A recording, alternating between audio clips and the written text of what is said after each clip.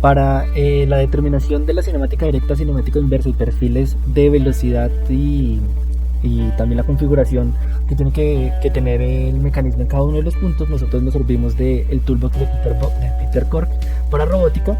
Entonces, bueno, el primer paso es hacer una limpieza del espacio de trabajo. Nosotros definimos nuestro mecanismo RP pues como una junta rotacional con un eslabón prismático, cuyo alcance mínimo va a ser de 5 centímetros. Estas unidades van a estar en 5 centímetros.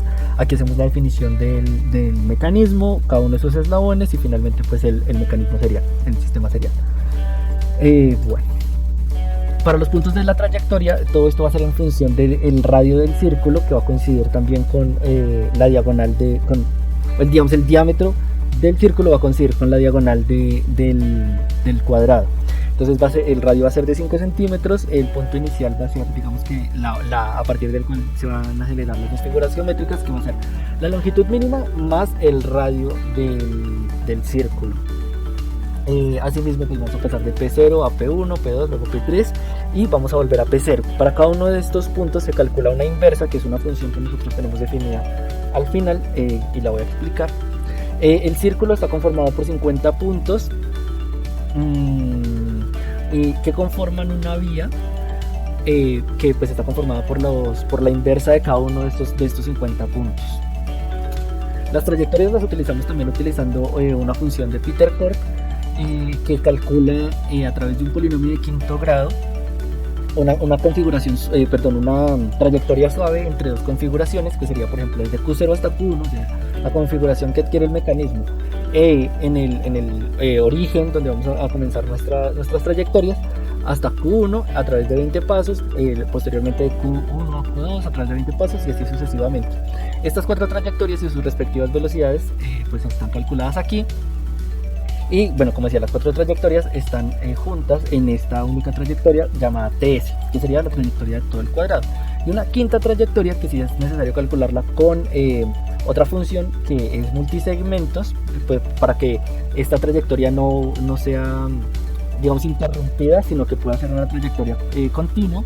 Entonces por eso utilizamos esta función que pues se define con los puntos de la vía del círculo y bueno, hay que darle unos parámetros de velocidad máxima, también la configuración inicial.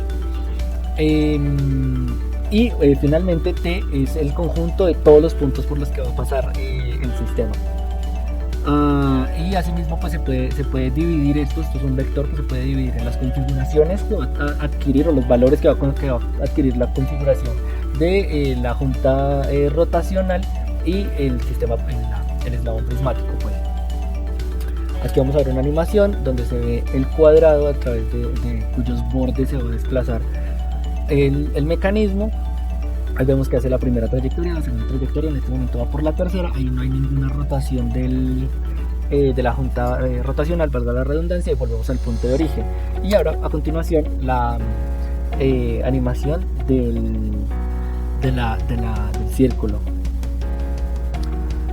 Bien.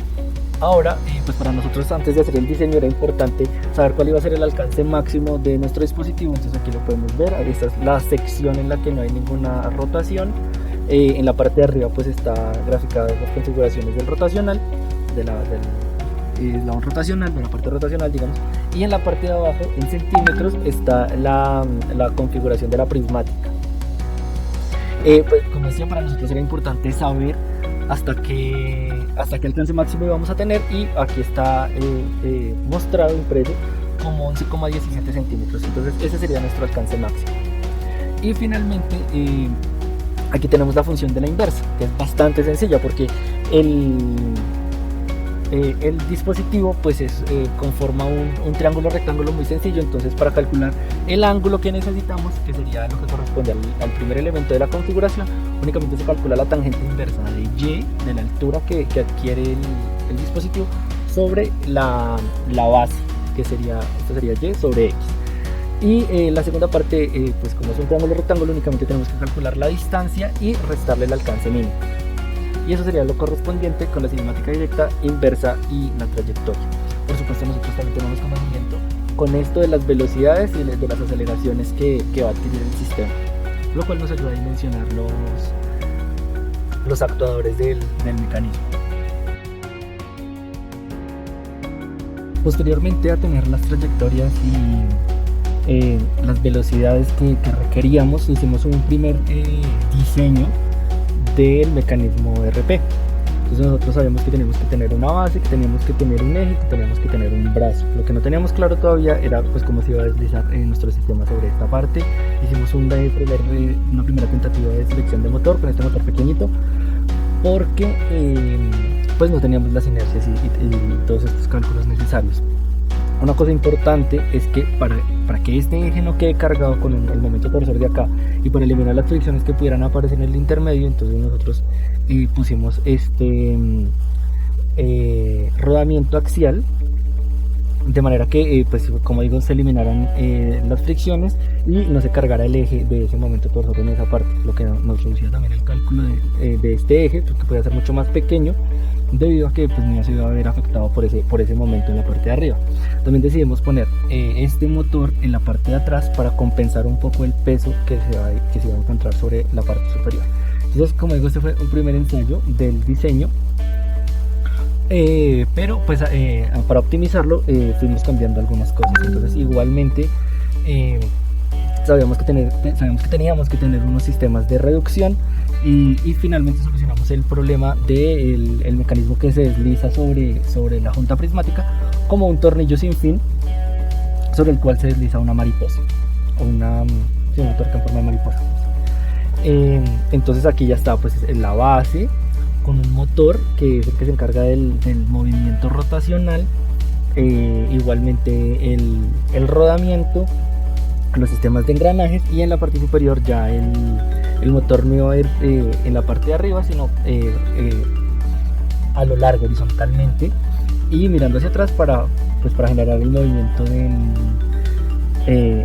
del tornillo sin fin. Entonces este sería el diseño físico que luego vamos a importar a MATLAB y con Simscape y SimMechanics para hacer el análisis de todo el sistema mecánico y pues manejar bien las inercias, porque pues estas figuras ya no son tan sencillas y no se pueden calcular de la misma forma que una barra perfectamente rectangular.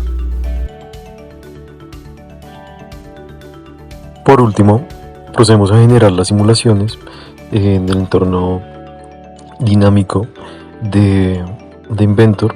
En este vemos como la parte del movimiento rotacional describe la trayectoria que va a realizar el punto más lejano del engrane. Vemos las partes que la componen y el movimiento de cada una de sus piezas móviles. De forma análoga vemos el movimiento del mecanismo lineal. Nos situamos otra vez en entorno, simulación dinámica, y ejecutamos la simulación. Vemos la trayectoria que realiza la rueda mariposa a través del eje roscado, que en este caso pues funciona como un nusillo.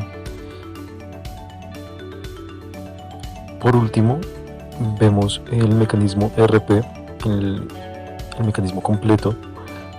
De nuevo nos situamos en la simulación dinámica y vemos cómo se integran los dos movimientos anteriormente descritos, el movimiento rotacional y el movimiento lineal. En este caso está cargada con dos trayectorias aleatorias.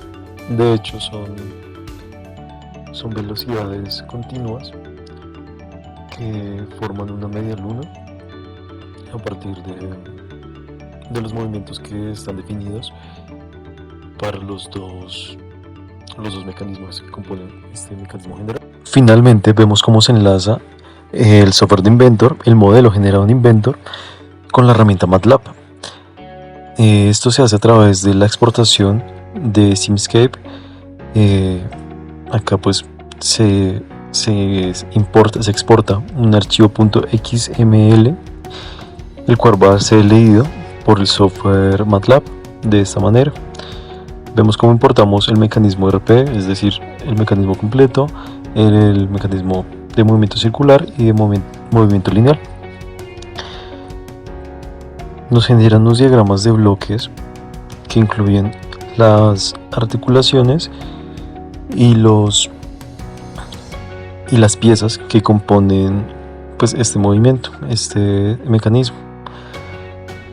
Vemos como esta es la del movimiento lineal, en el cual está el motor que genera un movimiento circular, y por acá podemos ver nuestro arandela, nuestra tuerca mariposa, unida pues a los movimientos que realizará.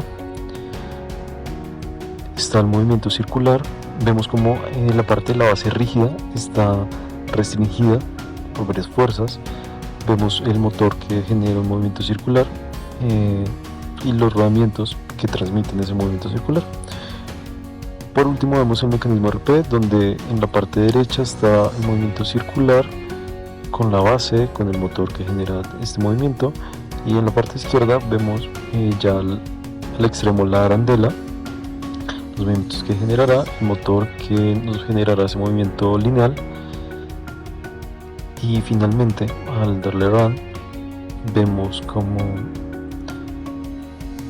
nos genera un modelo que podría seguir la trayectoria que trazamos, integrándola a partir de integradores en nuestro diagrama de bloques.